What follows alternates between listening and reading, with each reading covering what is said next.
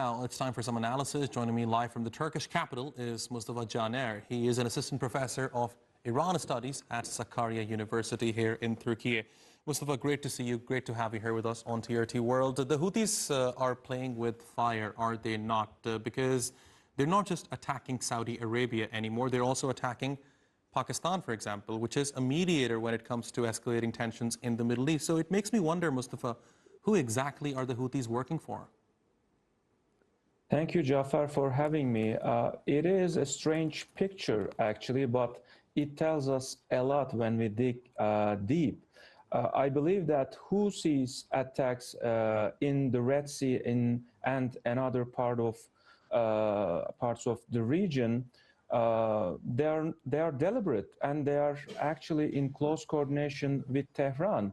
It's not just a pure coincidence that after 4 years, Houthis started their attacks again and coincided with the war between Iran and the United States. It's not a coincidence, it's a deliberate strategy. I believe the strategy is when Tehran's Hormuz strategy starts to yield diminished returns, they switched to Bab el-Mandeb and Red Sea option to inflict more pain on global maritime trade. I think the strategy is simple as it is.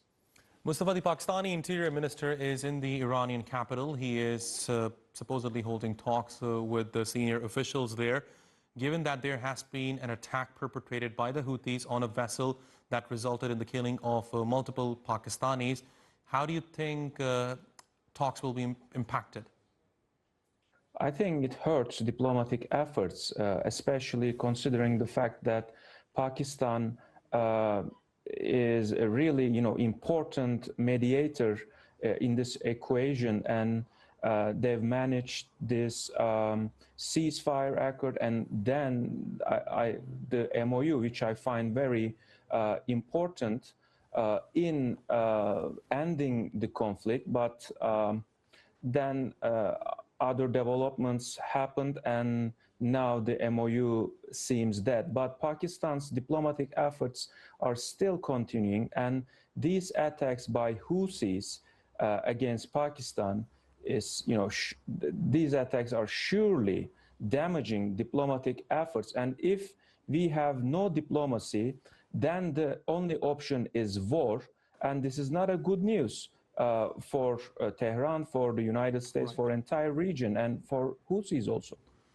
Mustafa, clearly you would agree with me on this. Houthis are part of the equation, right? They don't complete the equation. Right now we are seeing many developments take place in the Middle East. Obviously, we are seeing a hardening of a stance from both Iran and the United States. Renewed diplomatic efforts are underway right now.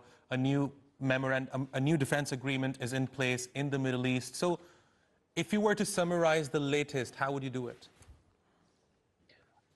I think there are significant developments in the region happening right now. As you mentioned, Mecca agreement is a very important one because it signals that regional actors are assuming the responsibility and creating their own security architecture, and they are demonstrating that they are capable of solving all their own problems, regional problems by themselves. So this is an important aspect. And also, the longer the war proceeds, I think the regional alignment is appearing against Iran's proxies actions. I think this is a clear hedge against Iranian strategy, because my estimation that Iran could overplay its hand by prolonging the war, because, as you know, there is this hardliner camp inside Iran wants to prolong the war because they think that as long as the war proceeds, they will extort concessions from the United States easily. But there is also another movement in the region, the alignment, the realignment. For example, Saudis and UAE are coming together to push back against Iran.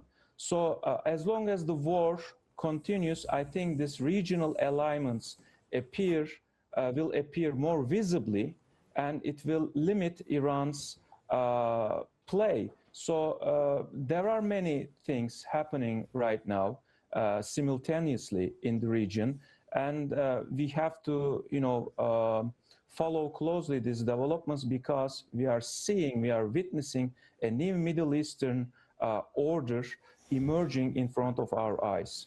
Fascinating insights. Mustafa Janer, thanks very much for joining us here on TRT World. As always, I really appreciate your taking out the time. My pleasure. Thank you, Jaffar. Now, as we discussed,